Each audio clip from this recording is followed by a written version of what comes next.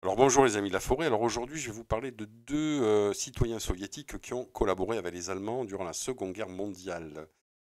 C'est le cas de Borislav Kaminsky, qui est né à Vitebsk en 1899 en Biélorussie, qui a rallié les bolcheviks lors de la guerre civile, qui a suivi après des études d'ingénieur chimiste et qui est même devenu membre du parti.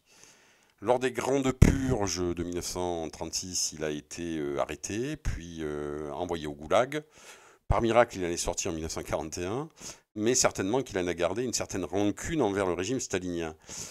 Et lorsque les Allemands ont attaqué l'URSS et qui sont arrivés dans la bonne ville de Lokot, où il était assigné à résidence en Biélorussie, près de Briansk, Kaminsky va passer avec armes et bagages dans la collaboration avec les Allemands, en notamment s'associant avec un certain Konstantin Voïskoboïnik, qui avait monté une petite milice anti-bolchevique.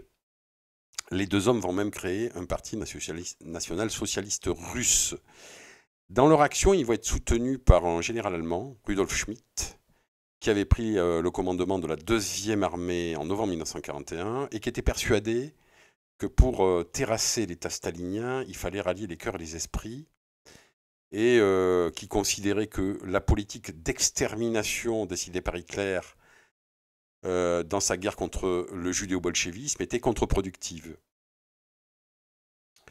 Et c'est pour ça que Rudolf Schmidt va s'appuyer sur cette petite milice de Voïskoboïnik et de Kaminsky pour gérer notamment la sécurité de ses arrières, et qui va déléguer quasiment la politique dans la ville de Lokot à Voïskoboïnik, qui va être tué par des partisans soviétiques en janvier 1942. Et donc il va désigner Borislav Kaminsky pour le remplacer. Et la petite milice de Kaminsky, elle va s'étoffer tout simplement parce qu'il va recruter parmi les prisonniers soviétiques des millions en 1941 et début 1942 qui connaissaient un destin tragique, puisque 70% des 5 millions de prisonniers soviétiques sont morts de mauvais traitements et de famine dans les camps nazis. Et donc évidemment, ces pauvres soldats préféraient s'engager dans la brigade de Kaminsky au lieu de connaître un sort mortel dans les camps nazis. Kaminsky va s'occuper de la sécurité de la région de Lokot en Biélorussie sur les arrières des armées allemandes. Et lorsqu'en novembre 1943, l'armée rouge a récupéré le territoire perdu en 1941 et 1942, Kaminsky s'est enfui avec ses maîtres allemands. Et il va se distinguer de manière un peu barbare lors de la répression d'insurrection de Varsovie. Varsovie, la capitale polonaise, était aux mains des Allemands. Et lorsque les Soviétiques ont lancé l'opération Bagration, l'été 1944, l'armée rouge est arrivée aux portes de Varsovie. Et l'armée intérieure polonaise a considéré qu'elle pouvait diriger une insurrection en pensant que les Soviétiques allaient les aider. Ce qui ne fut pas le cas. On a accusé Staline après de laisser en fait les Allemands faire le sale boulot, puisque l'armée intérieure polonaise qui avait lancé cette insurrection ne dépendait pas de Moscou, mais de Londres. Dans la répression de cette insurrection, qui était dirigée par le général SS Erich von Dembach-Seleski, les Allemands ont envoyé des unités de police, la brigade Kaminsky, la brigade d'Irlevanger et d'autres unités de police qui se sont livrées à un véritable massacre des populations civiles polonaises, avec notamment des carnages dans les quartiers de Wola et de Tosza, avec des soldats de la brigade Kaminsky qui se sont livrés à des assassinats, des viols, des pillages, à un tel niveau d'ailleurs que les SS en ont été un peu effrayés, je ne pense pas, puisqu'ils avaient aussi fait des carnages en Russie. Mais Vanden Barzeleski a voulu faire porter le chapeau de ce carnage à la brigade Kaminsky. Et donc, Borislav Kaminsky a été arrêté fin août 1944. Il a été accusé notamment d'avoir volé le Reich via ses pillages. Il a été jugé, soi-disant, et exécuté rapidement. La Gestapo, pour ne pas démoraliser ses hommes, a maquillé cette exécution en une attaque de partisans polonais qui auraient attaqué son cortège. Voici la triste fin de Borislav Kamiński, un renégat soviétique qui s'était retourné contre le régime stalinien. Un autre renégat, mais là plus important, un gros poisson, le général Vlasov. Vlasov est né en 1900 et il va rallier les bolcheviks pendant la guerre civile en 1918 comme simple soldat.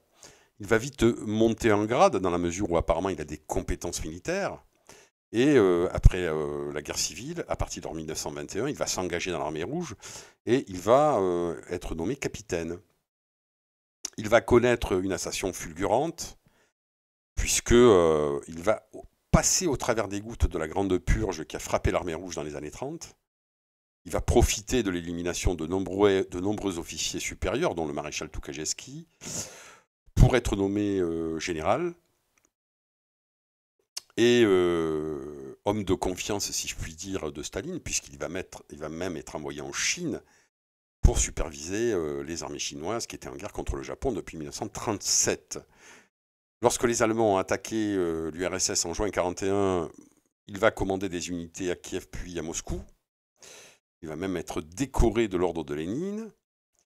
Et l'été 1942, il va à la tête de la deuxième armée de choc sur le front de Leningrad, essayer de casser l'encerclement allemand de la ville de Leningrad.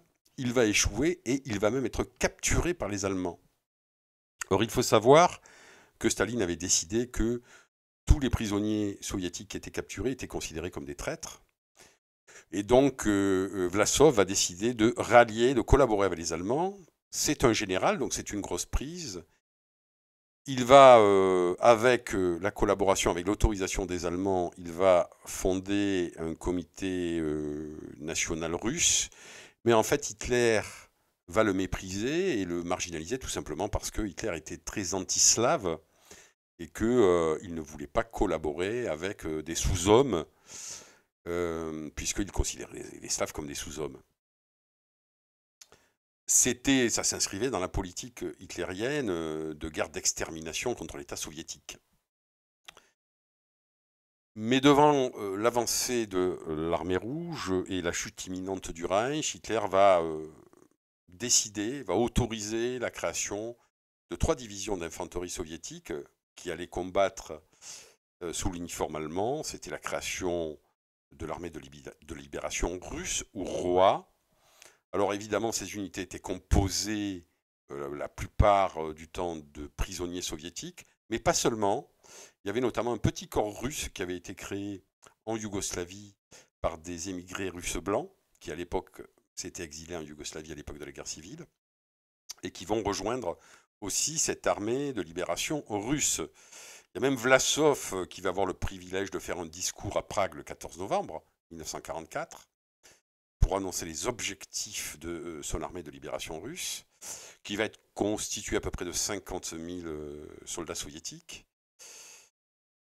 Mais la première division d'infanterie, la deuxième et la troisième vont combattre assez rarement sur l'Oder en 1945 et vont après, Vlasov va décider de se livrer aux Alliés, comprenant que la guerre est perdue, mais malheureusement pour lui, les Alliés vont le livrer aux Soviétiques et il va être jugé, condamné à mort et exécuté le 1er août 1946.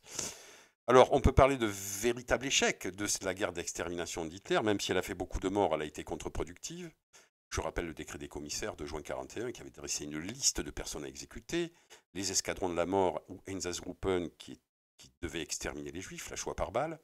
Il y avait même eu un plan fin qui avait été constitué par le secrétaire d'État à l'agriculture, Eberbach, pour exterminer 30 millions de Slaves par la famine.